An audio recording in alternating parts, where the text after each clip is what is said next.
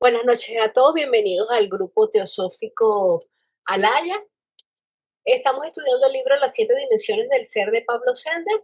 Hoy comenzamos el capítulo 5, el principio mental o alma humana, manas. Entonces, aquí comenzamos a estudiar la segunda región de la constitución sectenaria, es decir, la tríada superior o la individualidad, que es perenne, que es indestructible, mientras dure el Manvantara y que está formada por Atma, por Buddhi y por Mana. O sea que ya terminamos el estudio del cuaternario inferior, que está compuesto por el cuerpo físico, Linga, Charira, Prana y Kama, el último principio que acabamos de ver.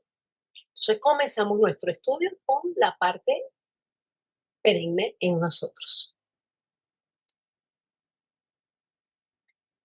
Los principios que hemos examinado hasta el momento son compartidos tanto por el hombre como por el reino animal.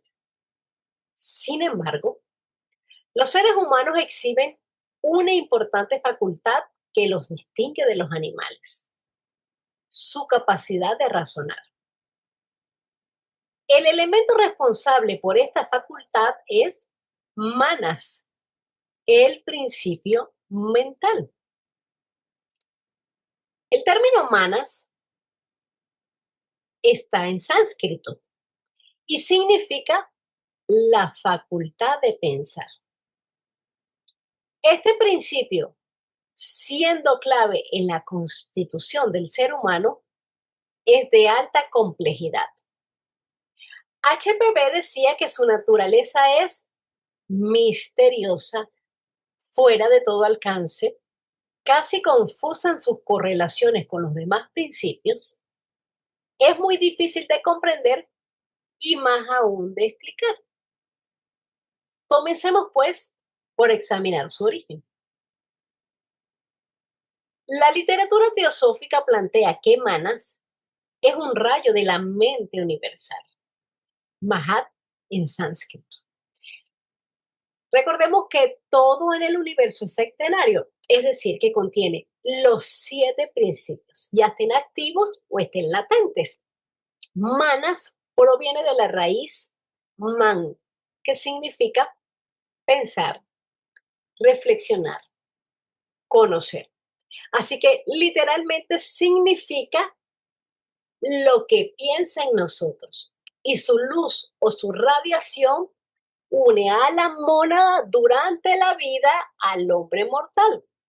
Entonces, manas es lo que nos da la humanidad, la capacidad de pensar, reflexionar, conocer, etcétera, que tenemos mente.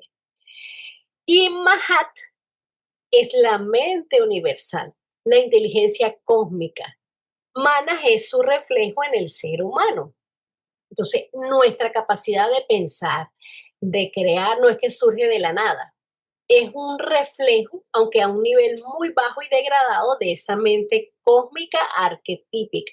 Sin embargo, tiene su esencia y por eso nosotros podemos crear, podemos imaginar, podemos concebir y a través de la evolución espiritual aspirar a reconectarnos con esa raíz trascendente. Claro, se podría decir que la mente en el ser humano hace desarrollar al cerebro, le da la posibilidad de evolucionar, de desarrollarse, porque sin mente no es que no habría, a lo mejor no habría cerebro, ¿no? Pero sí yo creo que le ayuda a evolucionar o sea, que lo pone a trabajar. ¿Es así? Ok, el cerebro es el instrumento físico a través del cual el mana puede expresarse. No, el cerebro es simplemente la parte física que nosotros necesitamos para poder expresarla. Esa conexión, ¿cómo se hace? A través del Linga Charira. Esa es una de las funciones del Linga Charira, bajar esas vibraciones de manas hacia el cerebro físico para que poder codificarlas en pensamientos. Pero no es que el cerebro va a evolucionar, lo que va a evolucionar son nuestros estados mentales, que están basados en manas. Sí. Nuestro estado mental es lo que nos va a permitir utilizar ese cerebro, pero el cerebro está ¿para qué? Para codificar esos pensamientos. Así es como lo entiendo yo.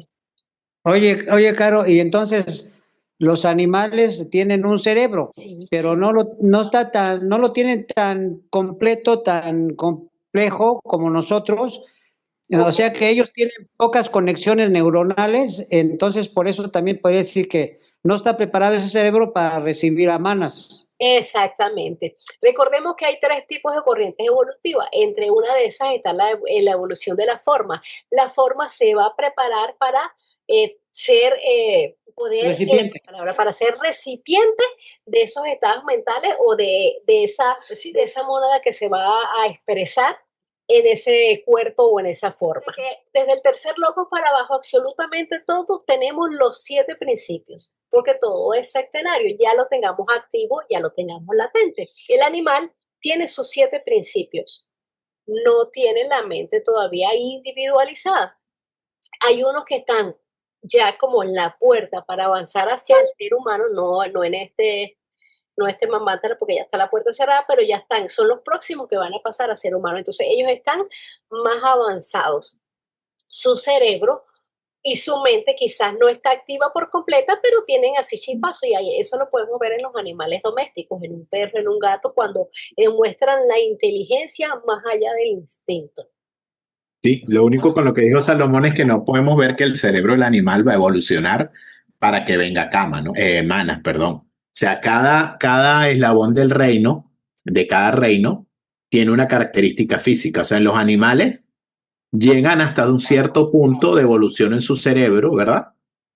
Hasta el tipo de inteligencia que ellos puedan tener dentro de su mismo reino. Recuérdense que desde el animal inferior hasta el superior hay infinidades de tipos de animales, ¿no? Y de constituciones físicas, pero el animal nunca va a poder desarrollar un cerebro para que Manas llegue a él. O sea, hasta ahí llegó el reino animal, con un cerebro hasta el tipo de inteligencia que él puede manejar. Entonces, el cerebro adecuado para recibir a Mahat, a Manas, ¿verdad? Es el del ser humano, el del reino humano. Entonces, eso sí hay que separarlo. El del animal nunca va a poder evolucionar más allá de lo que la naturaleza le está dando. ¿Por qué? Porque ese es el plan. No hay más de ahí. El animal va a ser siempre animal. El salto va a ser en el humano. Oye, Dani, pero digamos que todos los animales tienen la misma capacidad cerebral. No, no, claro que no. Claro que no. Por No, eso te ok. digo, una hormiga tiene su cerebro a su constitución física y a su escala evolutiva. Y Un eso es a su elefante necesidad, ¿no? y a su necesidad. Un elefante lo tiene diferente. O sea, cada uno lo tiene diferente. ¿Por qué? Porque son diferentes familias, lo que se llama en biología. Fíjate, el reino humano es uno solo. Nosotros sí somos todos iguales. Por eso se Ah, dice, todos tenemos la misma capacidad, pero en el reino animal hay diferentes familias, diferentes géneros, que cada uno tiene su constitución física, en este caso cerebral, adecuado sí. a su puesto, en esa escala evolutiva y en ese reino animal. En su artículo, La mente cósmica, HPV utiliza un escrito del famoso fisiólogo ruso, el doctor Pirogov, como una buena descripción de la inteligencia que dirige y organiza la extraordinaria complejidad de la vida. Y la cita dice, nuestra razón debe aceptar en toda necesidad una mente infinita y eterna que rige y gobierna el océano de la vida. El pensamiento y la ideación creativa en plena armonía con las leyes de unidad y causación se manifiestan nítidamente en la vida universal. La sustancia gobernada y dirigida por el principio vital se organiza en ciertos tipos según un plan general definido. Entonces, el médico fisiólogo ruso Nikolai Pirogov fue un pionero de la cirugía moderna y de la anatomía, pero más allá de eso tenía unas reflexiones filosóficas y llevó una idea clave en donde decía que la vida no puede explicarse únicamente como un proceso mecánico, como un proceso químico, sino que parece estar guiada, dice él, parece estar guiada por un principio inteligente. Entonces, él No necesariamente lo formulaba en términos dogmáticos, en términos religiosos, sino que más bien como una inteligencia que él veía que estaba inherente a la naturaleza viva.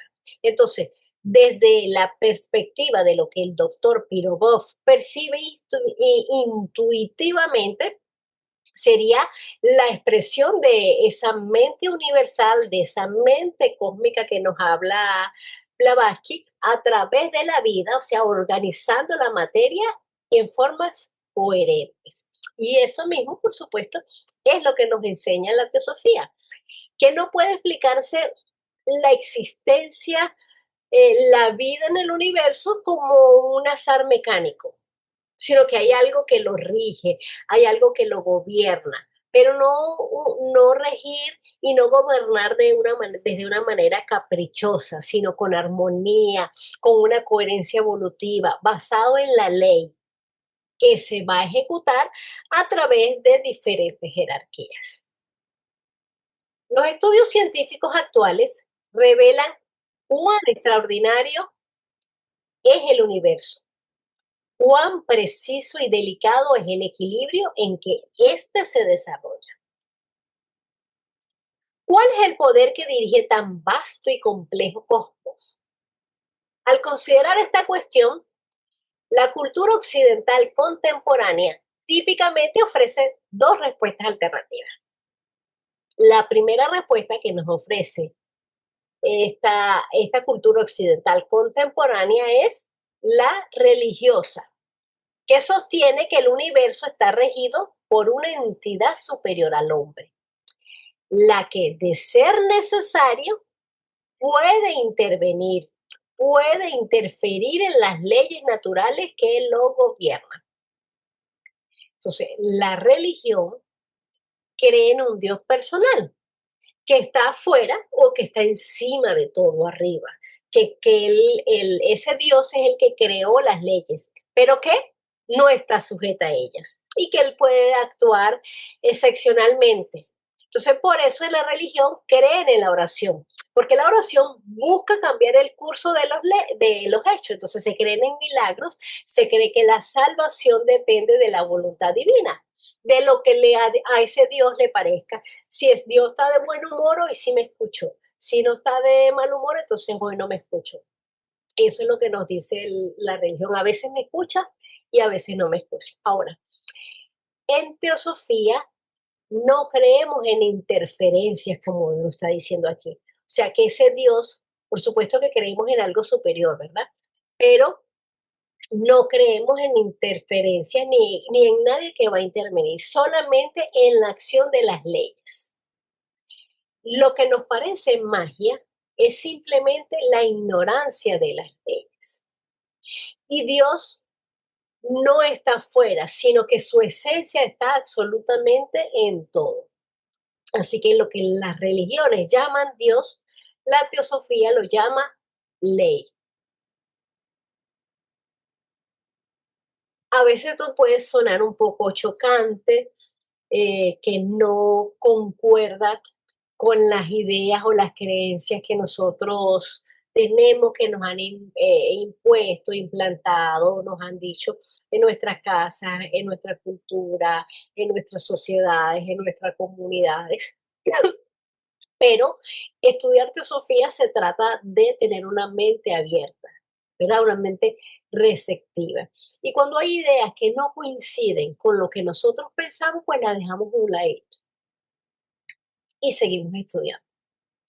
En algún momento la vamos a poder entender, la vamos a poder aceptar, pero lo más importante es que aquí hay libre albedrío. Todo el mundo puede creer en lo que necesita creer en ese momento. Por eso hay personas de diferentes religiones que son miembros de la sociedad teosófica y que estudian teosofía. Pero lo importante es que vea su religión desde otro punto de vista, no simplemente como algo dogmático, creerle algo a alguien y ya. La teosofía nos impulsa, nos invita a estudiar, a investigar y a que comprobemos todo lo que se nos dice por nosotros mismos. Quizás hay algunas cosas que no vamos a poder comprobar ahorita, porque no tenemos las facultades necesarias para poder comprobarlo. Entonces, ¿en qué se basa la teosofía? El estudio que han hecho los maestros de sabiduría, que han comprobado estos conocimientos y nos los han transmitido a través de Blavatsky y a través de muchos otros. Entonces, los maestros no nos enseñan algo porque a él le pareció o porque él quiso. Ellos utilizan también el método científico, claro, desde una parte oculta, desde una parte metafísica, porque necesita comprobar lo que él vio, no solamente él, sino que otra serie de adeptos en las mismas condiciones. Si todos concuerdan, todos ven lo mismo, entonces es una realidad. Porque el estado mental de cada uno puede teñir, colorear lo que vemos o lo que sentimos. Nuestra percepción va a depender de nuestro estado mental porque lo vamos a colorear. Que desde hace mucho tiempo siempre pensé, bueno, yo, quién sabe si eso sea cierto, ¿no? De los maestros, porque como no se muestran, no se sabe dónde están, no puede uno ir a verlos, no, nada comprobable. Y sí, muchas veces dije, a ver cómo es eso, ¿no? Entonces, después me di cuenta que no es necesario, que, o sea, si su papel no es mostrarse y exhibirse y hacer que la gente crea en ellos porque los volverían dioses, ¿verdad? Se ha comentado que los volverían dioses porque pues es milagroso, ¿no? Sabe hacer cosas, hace cosas que nadie de nosotros puede hacer. Pero ya afortunadamente ya no pienso así porque ya me di cuenta que no es necesario y lo importante es lo que ellos nos revelan, ¿no? Gracias. Exacto, lo importante es eso, lo que nos están dejando.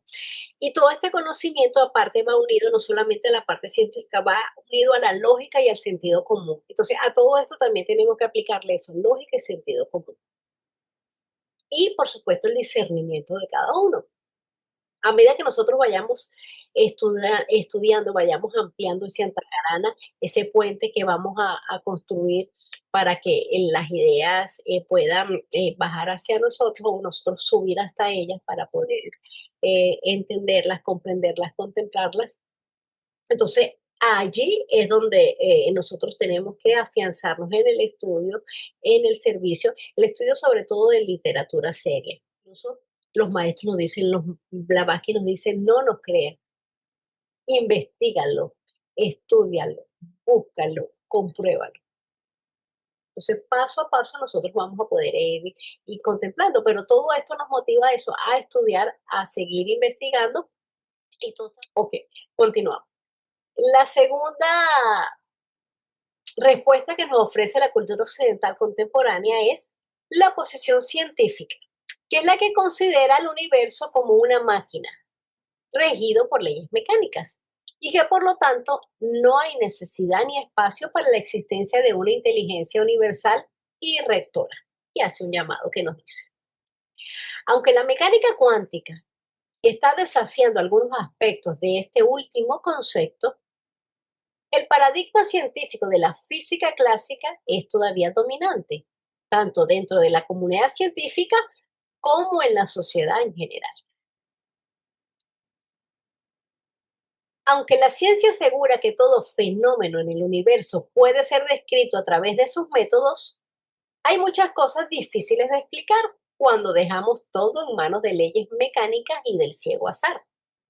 Por ejemplo, de acuerdo con las teorías científicas, las probabilidades de que se dieran en forma coordinada todas las condiciones y reacciones necesarias para generar un organismo vivo en nuestro planeta son extremadamente bajas. Así, los científicos se ven obligados a declarar que la aparición de vida sobre la Tierra es casi como un milagro. Entonces, la ciencia describe el universo desde una visión, como lo está diciendo el texto, desde una visión mecánica, donde no existe un propósito, donde no hay una intención, donde no hay una inteligencia inherente en todo. Entonces, ellos tienen, la ciencia, una explicación insuficiente para justificar el orden, para justificar la coherencia y para justificar la vida. Entonces, la teosofía no rechaza la ciencia, simplemente la considera incompleta. La literatura teosófica postula la existencia de una inteligencia universal, superior a la del ser humano. Sin embargo, a diferencia de la visión de las principales religiones occidentales, en teosofía no se considera a esta mente universal como una deidad creadora separada de la creación y con atributos psicológicos semejantes a los que experimentan los seres humanos. La mente universal es más bien una inteligencia impersonal, no antropomórfica, que interpenetra y anima todo, pero que al mismo tiempo lo trasciende. Tampoco se considera que dicha inteligencia pueda intervenir en el cosmos de manera sobrenatural. Esta se manifiesta a través de lo que llamamos las leyes de la naturaleza, las cuales, lejos de ser mecánicas, están constantemente trabajando en forma inteligente para la culminación de un propósito último. Y nos hace un llamado que dice, en realidad, la clase de inteligencia de la que estamos hablando no puede describirse por medio de palabras y ni siquiera puede ser captada por nuestra conciencia cerebral, porque está más allá de su alcance. Por esta razón, debemos ser cuidadosos para no formar ideas demasiado rígidas acerca de la mente universal. Su verdadera naturaleza puede ser comprendida solo por medio de los sentidos espirituales. Mahat es el principio que hace posible el orden, la ley y la ideación en todo el cosmos. Mahat es el asiento de la ley. En ella está la memoria cósmica, el registro de todas las causas, de todos los efectos, el arquetipo de todo, de lo que es, de lo que fue, de lo que será manifestado. Dado que la mente universal lo penetra todo, cada parte del cosmos, desde el átomo hasta la galaxia, está dotada de cierto grado de inteligencia.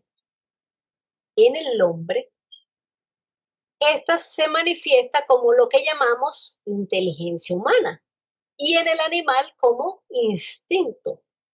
Incluso las plantas y minerales expresan una forma de inteligencia, pero que es difícil de comprender para la mayoría de nosotros. Así pues, detrás de todo lo que sucede en el universo, existe un orden y dirección que no son impuestos desde afuera, sino que son parte inherente de la naturaleza de las cosas, porque el cosmos mismo es ordenado e inteligente.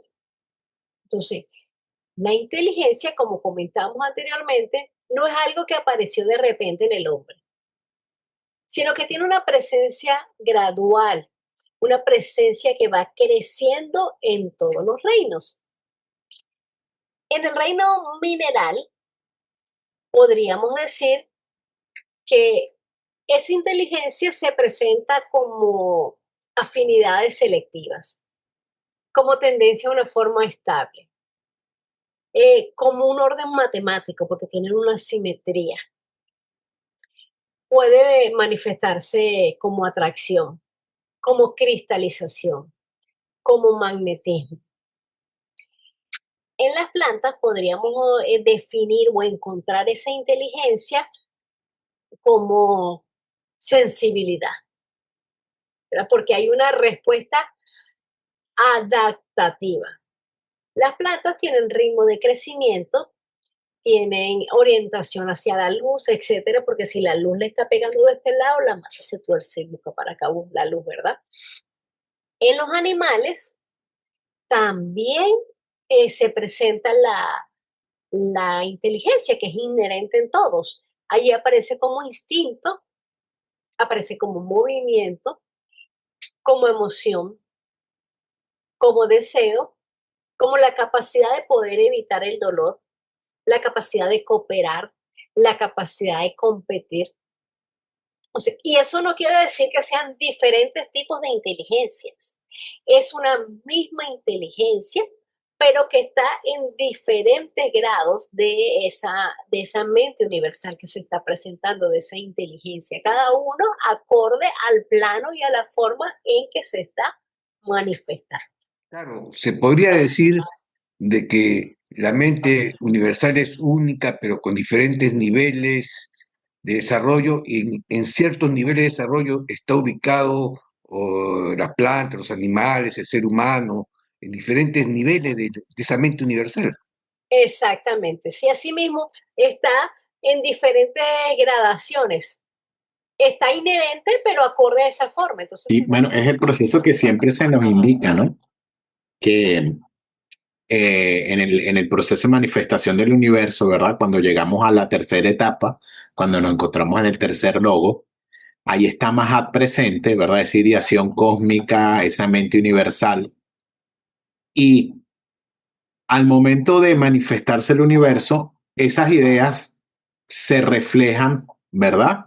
Para ser manifestadas a través de quién? De los siete primordiales, de los Dian Shohan, de todas esas jerarquías que van a ser los encargados de construir el universo, ¿verdad? Es lo que nos postula la teosofía, tomando esas ideas de esa mente universal, donde está contenido todo el plan o toda la estructura del universo, y ellos van a ser los encargados a nivel de jerarquía, como bien lo estaba diciendo Juan, en cadena descendente, ¿verdad?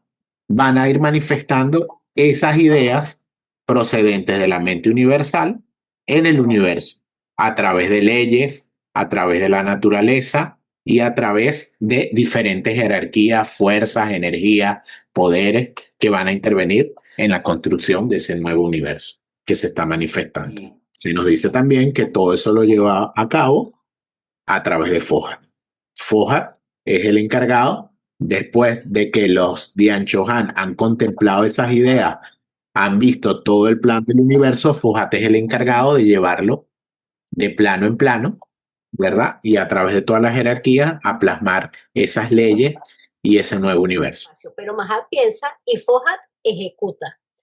Mahat es la idea cósmica y Fohat es la energía inteligente que va a transmitir esa idea, que la organiza, que además organiza la materia, que conecta el espíritu con la sustancia. Entonces, Mahat es el arquitecto y Fohat es el constructor.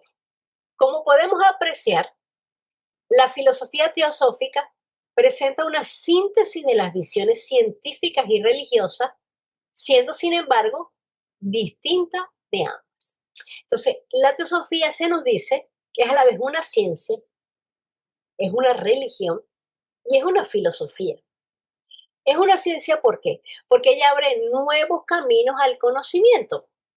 Nos anima a cuestionar, nos anima a investigar, a desarrollar una propia comprensión de la verdad.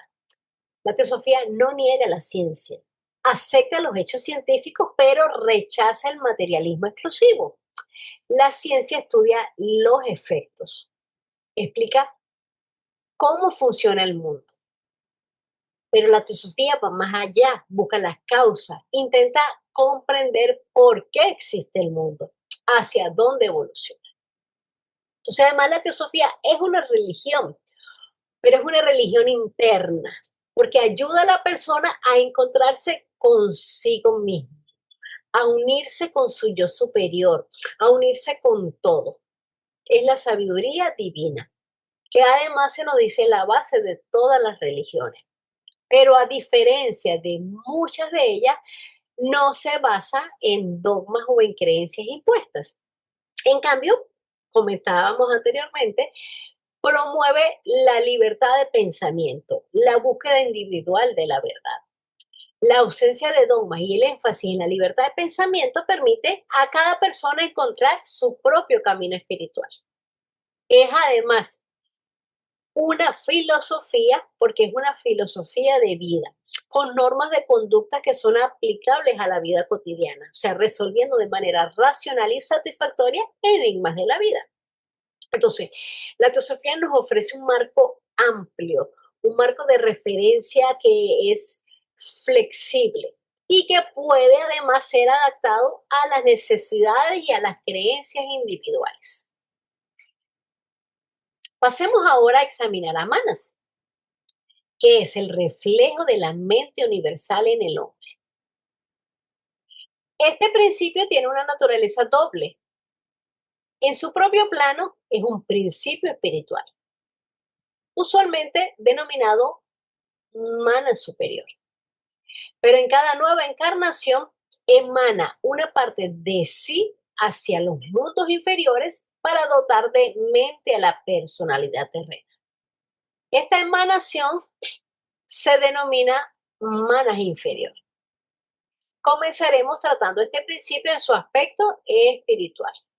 Entonces, mana es un principio único, es uno solo, el quinto principio, en la constitución sectenaria que nos habla Cine. Pero mientras estamos encarnados, es dual en sus funciones, solamente mientras estamos encarnados. Es decir, que adquiere un doble atributo. El primero es en mana superior, su aspecto eterno, su carácter esencialmente inherente. Es la aspiración de la mente hacia arriba, hacia su principio superior, hacia Buddhi. Entonces está inclinado hacia Buddhi. Y el segundo aspecto es manas inferior, que es su aspecto perecedero, su aspecto finito, es la cualidad de pensar que es racionalizada por el cerebro que nos comentaba Salomón y que la mayoría de todos nosotros está inclinado hacia su principio inferior. ¿Hacia qué? Hacia acá. Entonces, manas pasa así. Manas a veces alumbra un ratico para arriba y un ratico para abajo.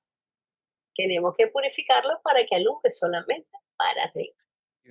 Entonces, mana realmente es una, pero cuando el hombre encarna, como que el mana superior emana una parte de sí para que se meta la personalidad y sea parte digamos, del hombre que está, digamos, encarnado en la tierra. Exacto, pero es un Bueno. principio único. Manas, mente, inteligencia, es la mente humana superior, cuya luz o radiación une a la mónada durante la vida al hombre mortal, perdón. La mónada une a la mónada con el hombre mortal. Entonces, manas es ese principio que va a unir a la individualidad con la personalidad. Entonces, trabaja unido a los dos. Entonces, por eso manas en la encarnación humana, ¿verdad? Cuando aparece en el hombre, pues trabaja tanto con los principios superiores como con los principios inferiores. Comenzamos aquí con la parte dual, está comenzando Pablo Sender con Manas superior. Lo primero que debemos mencionar es que Manas, en su propio plano, no es meramente un principio de conciencia, es también una entidad espiritual. Recordemos los que no están un poco familiarizados con el libro. Yo no estoy haciendo la referencia, pero todas las citas tienen un número. Al final del capítulo, Pablo Sender nos dice de dónde tomó la cita. Manas, literalmente, la mente, la facultad mental que hace del hombre un ser inteligente y moral y le distingue del bruto. Esotéricamente, sin embargo, cuando no está especificado, significa el ego superior, o sea, el principio sensitivo que se reencarna en el hombre. Entonces, manas es un principio de conciencia, quinto principio, pero a la vez es también una entidad espiritual, que es el ego que reencarna en nosotros y que además lleva como rastro kármico las potencialidades buenas y las no tan buenas que son originadas en las encarnaciones anteriores y las va a reflejar en forma de skandhas, que son las tendencias que la personalidad vieja le va a heredar a la nueva. Entonces, se nos dice en algunos textos, alguna literatura, que manas es la individualidad. aunque sabemos que la individualidad está compuesta de Atma, Buddhi y Mana, pero alguna literatura nos habla simplemente Mana como individualidad permanente, que es la que le va a dar a cada hombre la sensación de ser él mismo y no alguien más. O sea, hacer sentir una misma identidad durante todo el periodo que dure la encarnación. Y esto además tiene un puente de continuidad sobre el espacio que deja la muerte, o sea, el periodo entre dos encarnaciones. Por eso se nos dice que es perenne durante el Manvantara. Entonces, es también ese ego que reencarna. Por eso es que nos dice que también es una entidad.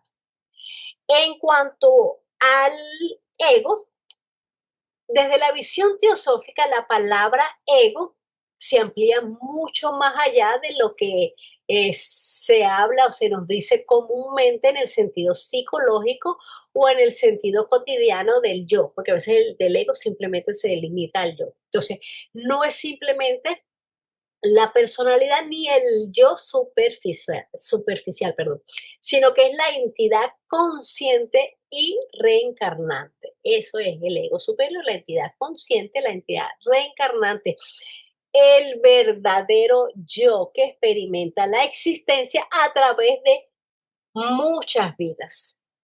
O sea, hoy soy Carolina, ayer por hablar de otra reencarnación, pude haber sido Pedro o pude haber sido María y anteriormente fui Luis y en la que viene seré Luisa o seré Juan, etc.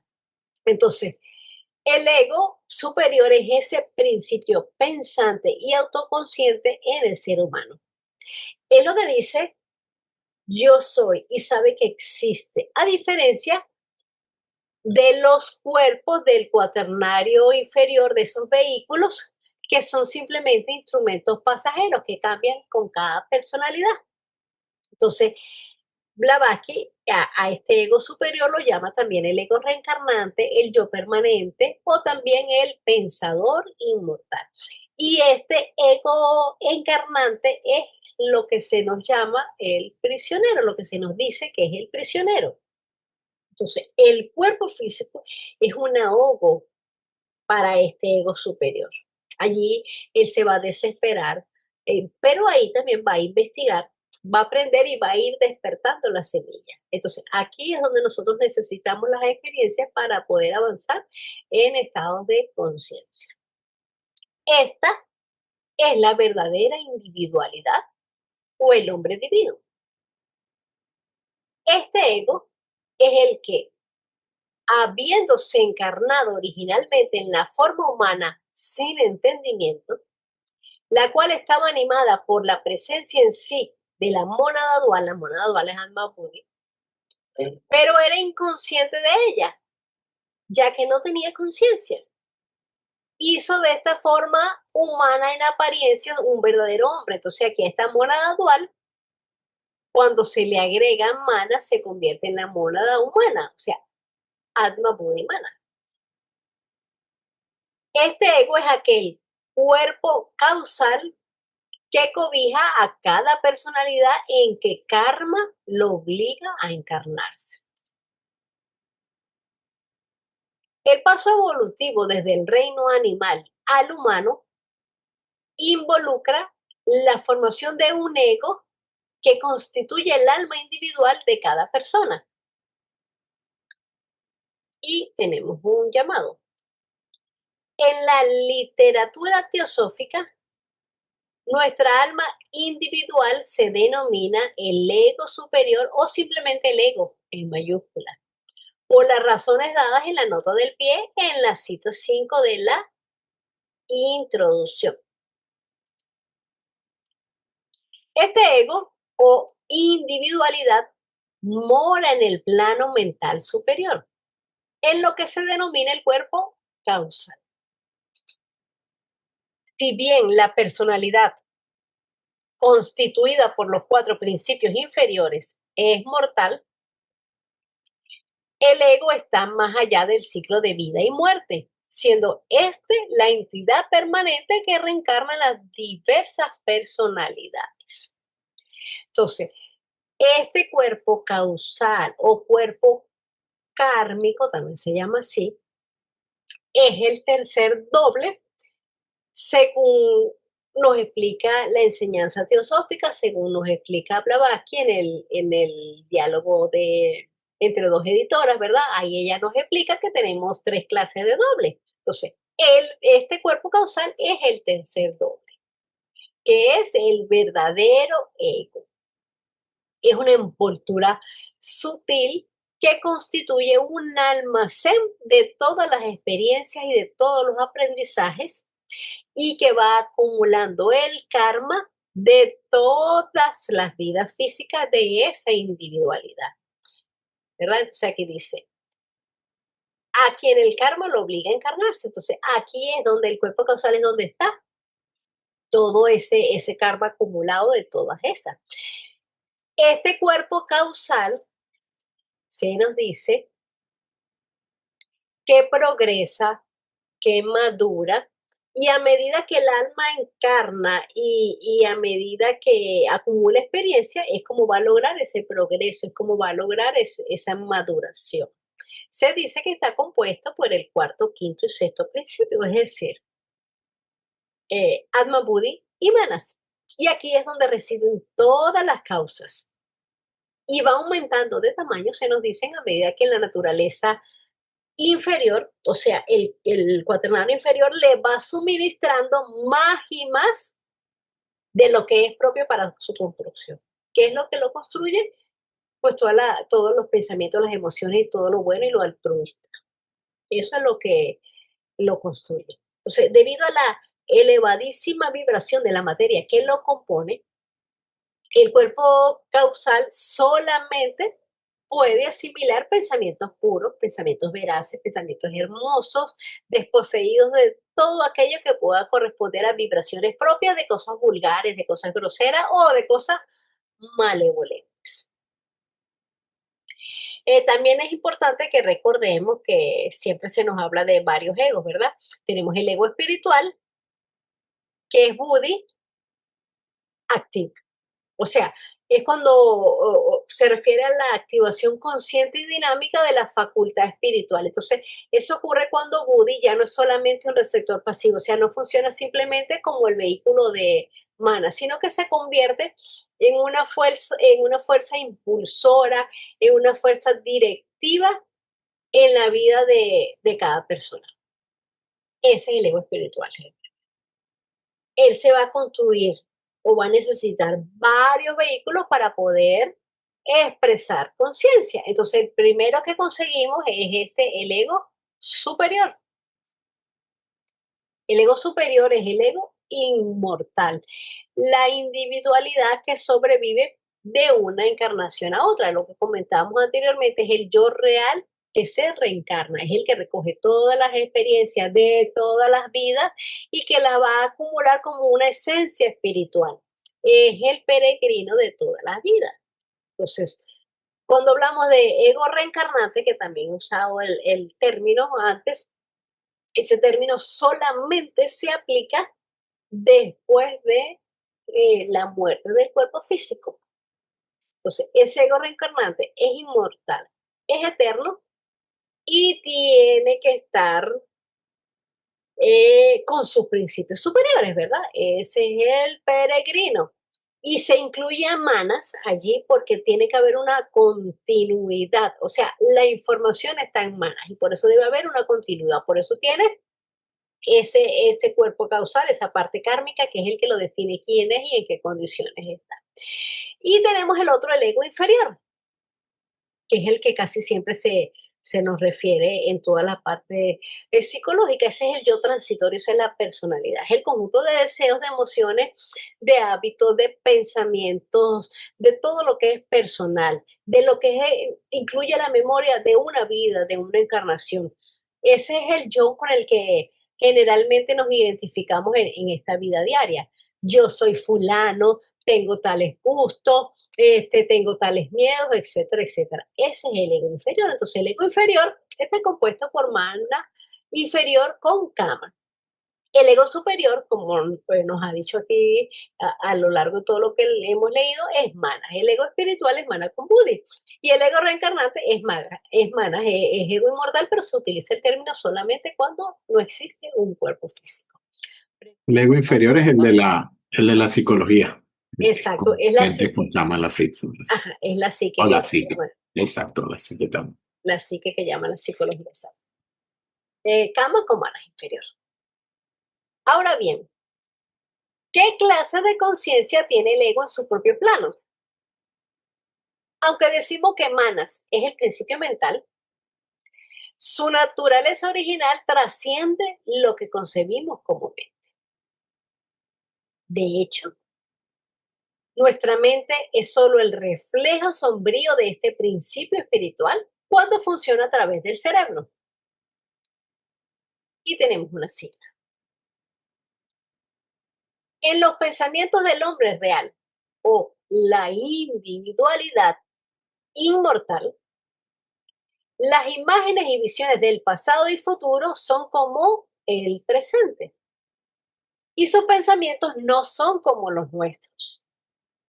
Imágenes subjetivas en nuestra cerebración, sino son actos y acciones vivientes, son realidades. La cualidad humana de pensar es una manifestación de la mente inferior, una facultad finita, confinada a ciertas leyes de pensamiento y a otras limitaciones inherentes. Por ejemplo, el pensamiento no puede funcionar más allá de los conceptos de espacio y tiempo. Tampoco es capaz de captar la naturaleza esencial de las cosas. El pensar es simplemente un modo de ordenar nuestras percepciones, basado en las apariencias que nos transmiten los sentidos y que son retenidas por la memoria. Pero la experiencia del ego es completamente distinta. En el plano mental superior, pensar es crear. Actuar y ponerse en contacto directo con la esencia de lo que se percibe. El tipo de conciencia del ego está, por supuesto, más allá de la comprensión del pensamiento. Entonces, Manas superior conoce sin depender de la razón, o sea, del raciocinio. Es la mente abstracta. Y el aspecto que para nosotros es más accesible o asequible de la tríada superior. Entonces, como esencia de Mahat, la mente universal es incondicionalmente omnisciente en su propio plano, ¿verdad? Es omnisciente porque él tiene los conocimientos de el pasado, del presente y del futuro. Entonces, nosotros como Manas participamos de una conciencia que contiene en potencia todo ese conocimiento, porque está enraizada en esa mente universal.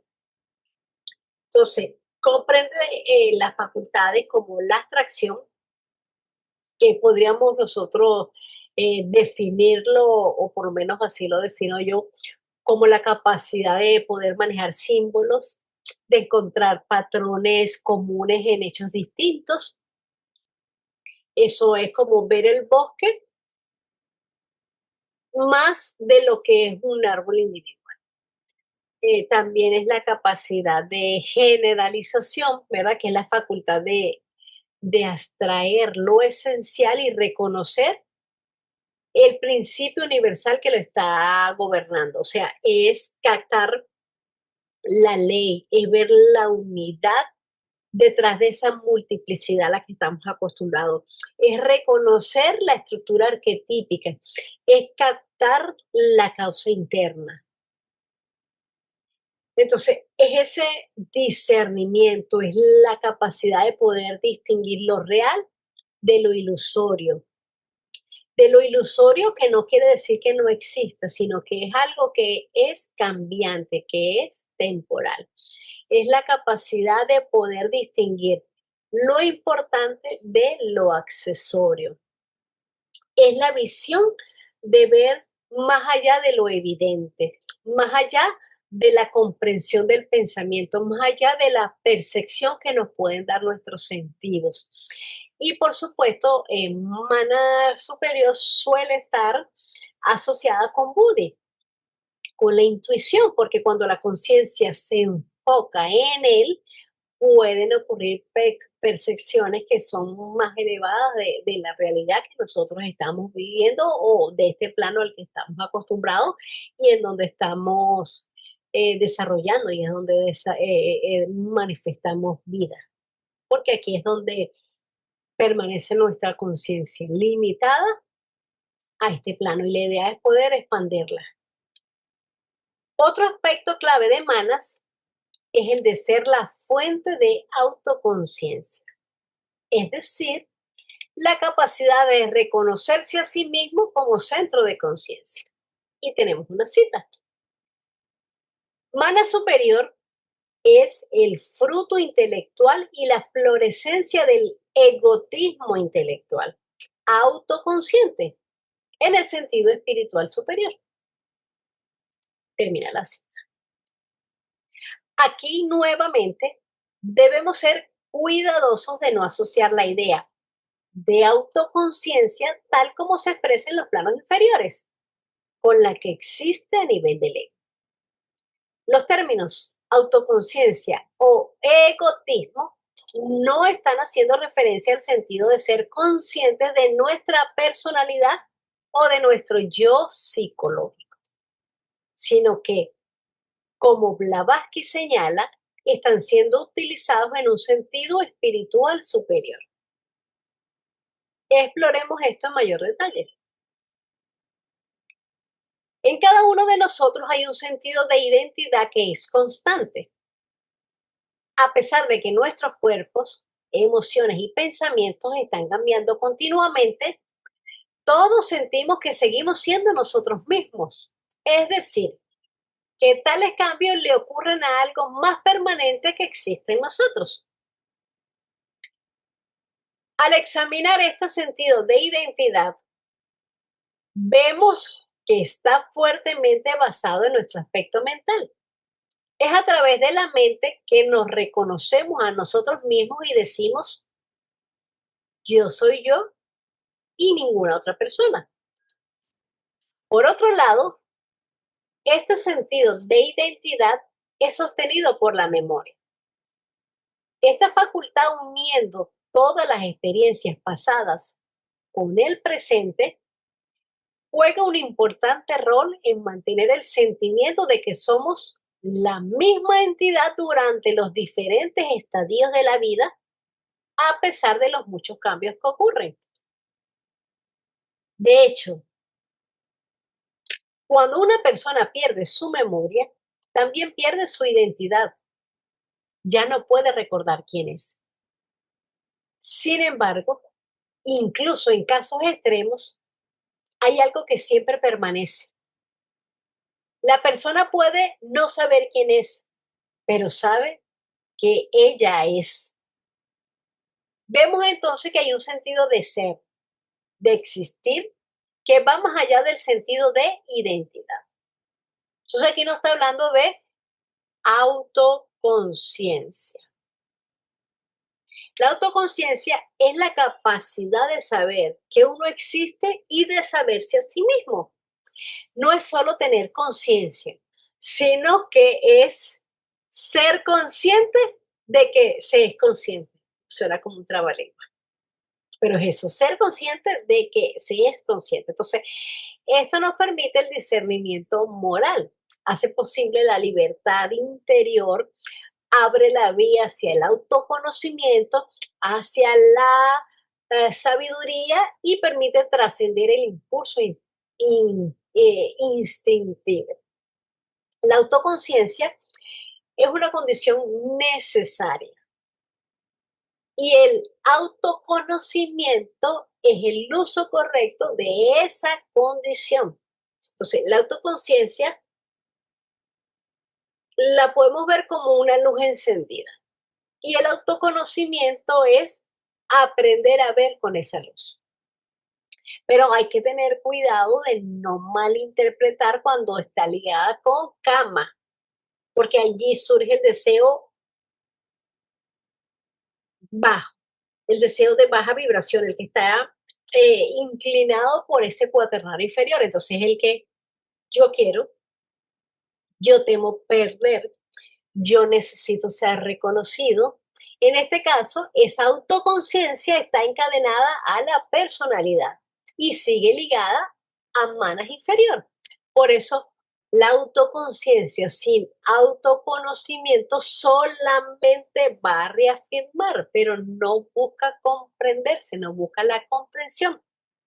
El autoconocimiento comienza cuando mana se orienta hacia Buddhi. La autoconciencia te dice, yo existo. Y el autoconocimiento te revela que de ese yo, que yo existo, cuál parte es real y cuál parte es ilusoria. O sea, cuál parte es lo temporal y cuál parte es lo perenne. El filósofo Descartes, en su búsqueda de algo que se pudiera sostener como verdadero sin ninguna duda, confundió este sentimiento de ser con el pensamiento y concluyó que el único conocimiento indudable era que él es un algo pensante. De allí su famosa frase, pienso, por lo tanto existo. Pero si profundizamos en nuestra autoinvestigación y vamos más allá del nivel de pensamiento, si somos capaces de observar nuestra mente en meditación cuando está completamente silenciosa o cuando contemplamos algo con profunda atención, entonces podemos descubrir que hay un conocimiento o intuición no conceptual, un sentimiento de yo soy, yo existo. Incluso cuando no hay pensamientos o palabras que lo verbalicen. Este es un sentimiento abstracto, no formulado, difícil de percibir, que impregna los diferentes niveles de nuestra personalidad y los trasciende. En la mayoría de nosotros, este sentimiento puro de yo soy Dad se identifica con los vehículos de conciencia, con el nombre, el cuerpo, los pensamientos y las emociones. Y cuando esto sucede, ya no hay un sentido de ser puro y simple, sin limitaciones. Ahora decimos, yo soy esta persona con este nombre y estas cualidades particulares. Entonces, surge el sentido de identidad. Pero la autoconciencia del mana superior es el puro sentido del ser, de existir, que no está limitado a o condicionado por nuestras características personales. Entonces, hay una diferencia entre el pensamiento como instrumento y la conciencia como realidad. Descartes, que es el ejemplo que nos está dando aquí el texto, toma manas, la mente pensante, como fundamento último del ser. Y manas no es la fuente del ser. En la constitución sectenaria del ser humano, mana es el principio del pensamiento, del razonamiento y de la autorreflexión. Ella puede cesar su actividad cuando estamos en un sueño profundo, cuando estamos en samadhi, cuando estamos en una contemplación profunda. Entonces, ella cesa, pero el ser, el verdadero ser que somos, no cesa. Cuando la mente calla, no desaparece la conciencia, sino que desaparece el intermediario. Por lo tanto, la existencia no depende del pensar, sino que el pensar depende de algo que es. Mana es un reflejo, pero no es la luz.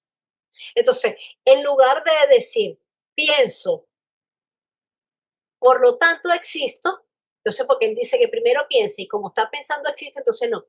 Nosotros en teosofía lo vemos como que soy, por lo tanto, puedo pensar. Entonces, Manas sabe que piensa, Budi sabe que es, y Atma simplemente es. No dice yo pienso, no dice yo sé que soy, sino que simplemente es. Bueno, con esto hemos llegado al final de nuestra sesión del día de hoy. La semana que viene comenzaremos con la segunda parte o la dualidad que se nos presenta a Manas cuando estamos encarnados, que es Manas interior. Buena semana, gracias a todos por su presencia, por su comentario, por su aporte, por su energía, por su presencia.